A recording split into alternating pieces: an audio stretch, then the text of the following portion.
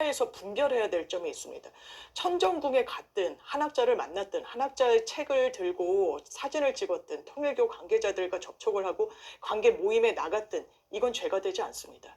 다만 거기 그걸 연결고리로 해서 돈을 받거나 불법 자금을 후원받거나 정치자금법에 이 위배되는 방식으로 후원을 받게 되면 그게 수사선상에 올라야 되는 거죠.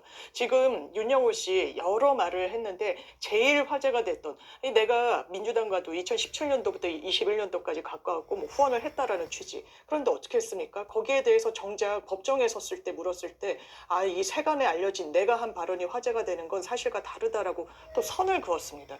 이게 과연 입증이 될까요? 이 본인이 이 천정궁에 갔는지 안 갔는지에 대해서 답변하지 않았다고 죄가 있다고 단언하거나 그 부분이 수사가 돼야 된다거나 이러진 않고 수사는 원리 원칙대로 하면 됩니다. 돈의 흐름을 쫓아가는 겁니다.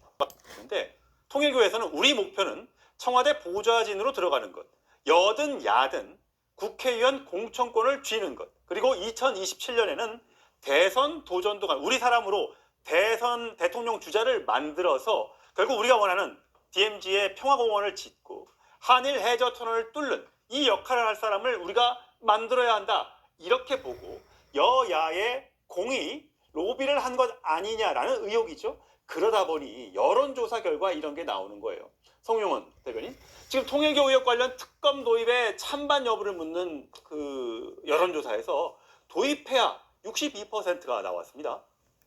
저 조사를 잘 보면은 국민의힘 지지층에서 통일교 게이트 특검 찬성이 60%고 심지어 민주당 지지층 중에서는 찬성이 더 높죠? 67%입니다. 그러네요. 그러면은 이 통일교 게이트는요, 더 이상 어떤 정파적인 사안, 어느 진영만의 사안이 아닌 겁니다. 당연히 특검을 해야 되는 것이고 특검을 한사코 거부하는 쪽이 어떠한 명분도 없다는 것을 보여줍니다. 더더군다나 이재명 대통령이 지난 12월 2일과 9일 두 번에 걸쳐서 이른바 종교재단 해산 발언을 국무회의에서 공개적으로 했죠. 그것이 통일교를 겨냥한 것이라면 예를 들어서 권성동 의원에게 가령 1억 원을 준 것이 사실이라고 쳐도 그 하나만 가지고 재단법인 자체를 해산할 수 있습니까?